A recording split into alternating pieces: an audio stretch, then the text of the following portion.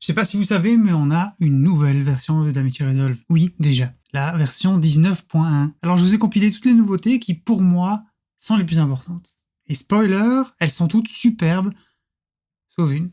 Quand vous préparez votre montage, généralement, vous prenez vos dossiers avec vos musiques, vos vidéos, vos photos, vos sons, vos sound effects, peu importe, et vous les déposez ici, au niveau du master. Qu'est-ce qui se passe? Du coup, ça importe vos deux fichiers avec tout ce qu'il y a dedans. À partir de la version 19, vous avez la possibilité de venir faire un Resync Media File. Resync Media File, c'est quoi? Si jamais je viens mettre une nouvelle chanson ici, musique, je viens faire un Resync Media File et il me rajoute ma nouvelle. Alors c'est cool, mais moi, quand je suis sur un projet, ça m'arrive souvent de naviguer entre DaVinci Resolve et mon téléchargement, et puis revenir sur DaVinci, et puis revenir sur mon téléchargement, etc., etc. Je perds énormément de temps. Et en fait, Blackmagic a pallié à ça. Vous avez maintenant la possibilité de venir le dire automatically resync media file.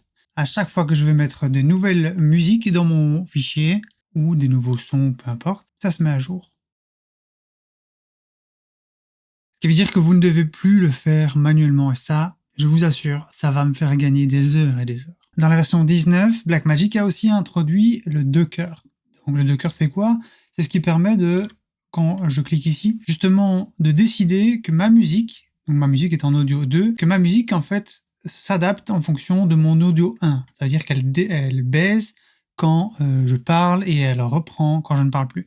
Alors c'est cool, mais le problème c'est que jusqu'à maintenant, ça n'était valable que pour un seul track. Ce qui fait que dès que vous vouliez faire quelque chose comme ça, ici par exemple si vous faites un truc avec deux tracks, ou même où vous avez une interview avec deux personnes qui parlent, etc., vous êtes coincé. Maintenant, c'est complètement aménagé, puisque maintenant vous pouvez dire je veux ici, et je rajoute une deuxième source. Vous voyez ces petits boutons là que vous avez juste à gauche de votre timeline qui vous permettent de sélectionner votre track ou de le mettre en solo ou de le mute. Et pareil pour la partie vidéo qui vous permet de désactiver un track ou de le sélectionner. Eh bien avant, si on devait en sélectionner plusieurs, on devait tous les cliquer. Et je vais vous montrer même si on exagère. On devait tous les cliquer un par un, ce qui était, on se le dit, très clairement chiant. Et bien maintenant, vous pouvez cliquer et draguer jusqu'au bout et tout est sélectionné ou tout est désélectionné comme vous le préférez. Vous avez maintenant aussi la possibilité de directement accéder à certaines choses comme les EQ sur la page Fairlight. Eh bien, vous pouvez directement y accéder. Normalement, rappelez-vous, vous y accédez d'ici, dynamique. Hop, on clique deux fois pour avoir cette fenêtre-là. Ou alors, ferme-toi, j'ai dit. Ou alors, on clique deux fois sur les EQ et on a les EQ ici. Et bien maintenant, directement dans la page Edit, vous avez les petits boutons ici que vous pouvez cliquer deux fois et vous avez accès à votre EQ ou à votre dynamique. Ce qui vous permet d'éviter de passer à la page Fairlight juste pour ça. On passe à la page Fusion maintenant. Alors il n'y a pas énormément de choses de nouveau sur la page Fusion, mais il y a une chose qui est très très bien pour les personnes comme moi qui créent des presets. Et en parlant de presets, je suis en train de vous préparer une vidéo complète sur tous les presets possibles et imaginables pour vous faire gagner du temps que vous pouvez faire dans DaVinci Resolve. Alors mettez-moi un petit pouce juste pour me motiver et me donner du courage. Et cette nouveauté, c'est la Node Switch. La Node Switch qui est en fait une façon, je vais vous montrer ça, ça va être très simple ici. Si on prend un background rouge et un background vert, qu'on plug tout ça dans la Node Switch, hop, eh bien, vous pouvez simplement faire un switch entre les deux. Alors, vous allez me dire, oui, mais c'est normalement le but d'utiliser la Node Dissolve. Ça fait plus ou moins la même chose. Sauf que dans la Node Switch, vous pouvez aller et rajouter un nombre infini d'inputs. Donc, vous pouvez quand même rajouter en plus ici un background bleu. Et vous allez voir que ici, au niveau de votre contrôle, vous pouvez choisir entre plusieurs. Alors ici, si on met juste 3, puisqu'on en a 3, on devra avoir des boutons.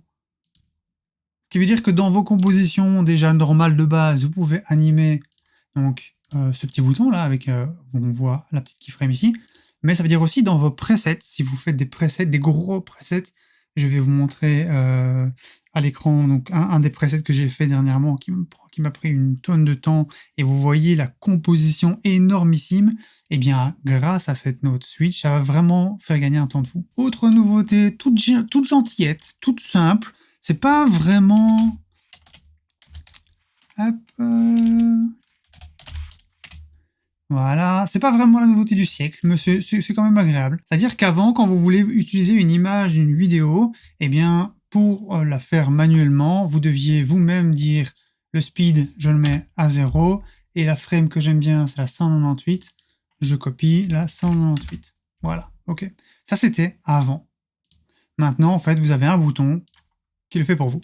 Voilà, petite amélioration, sympathique, sans plus, mais sympathique quand même.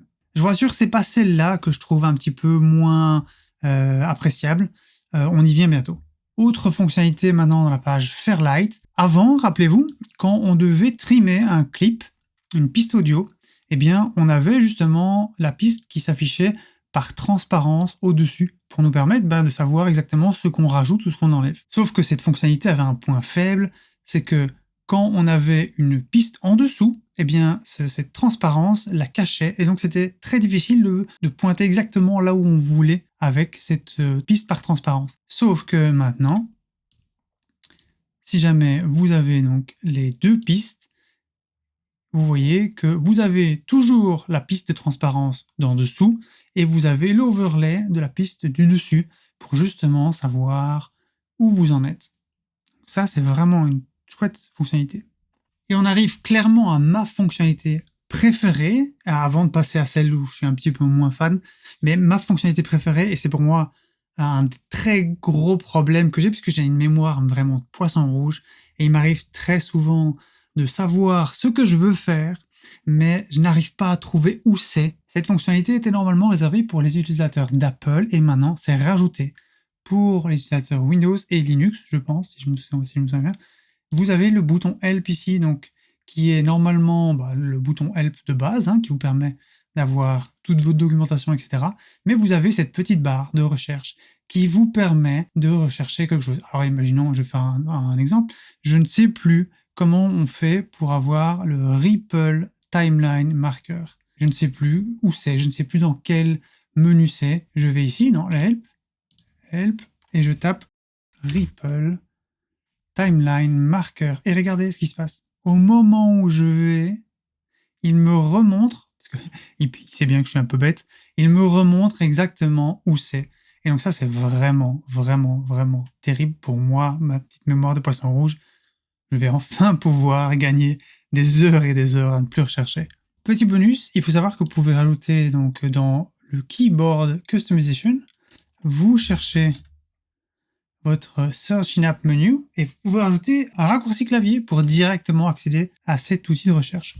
Et cette dernière fonctionnalité, c'est clairement pas celle que je préfère. Je vous explique pourquoi. En fait, rappelez-vous, si jamais vous aviez un in et out avant, eh bien, quand vous faisiez un copier-coller de n'importe quel plan, peu importe où était votre tête de lecture, eh bien, ça allait se coller à votre endroit où était votre in et out. Alors, très clairement, c'était pas terrible, parce que les débutants, et souvent moi aussi, je me faisais avoir, quand on voulait copier un clip, eh bien, on était embêté parce que ça se mettait directement là où était notre in et out. Maintenant, quand on copie un clip, ça se met automatiquement là où ma tête de lecture se trouve. Vous n'avez plus donc la possibilité de faire comme moi j'aimais bien faire de temps en temps. C'est pas quelque chose que je faisais très souvent, mais de temps en temps, par exemple, si je voulais couvrir vraiment, vous voyez, un petit trou ici, eh bien ça m'arrivait encore de pouvoir faire ça avec un copier-coller. Sauf qu'ici, on va devoir trouver une autre solution. Alors, est-ce qu'ils vont nous permettre d'avoir la possibilité de choisir entre l'une fonction ou l'autre? Ça, je ne sais pas. Mais c'est quelque chose que moi, j'aimais bien encore faire de temps en temps. Et oui, c'est clair, c'était chiant quand il y avait le in-out qui était affiché quelque part. D'office, quand on copiait quelque chose, ça allait directement se mettre dedans. Et parfois, c'était un peu chiant. Alors, par contre, je suis en train de voir, en faisant la vidéo, qu'à chaque fois que je copie quelque chose, eh bien, mon in et out s'en va. Ce qui n'est pas terrible. c'est peut-être quelque chose qui va sûrement être mis à jour aussi. Alors voilà, donc comme je l'ai dit, je suis en train de vous préparer 2 grosses vidéos, donc elles me prennent un peu plus de temps que les autres d'habitude. En attendant, rappelez-vous, je vous ai fait une des dernières vidéos que j'ai faites, c'était sur les 7 titres que vous devez absolument savoir pour pas passer pour un débutant, et elle se trouve juste là quelque part.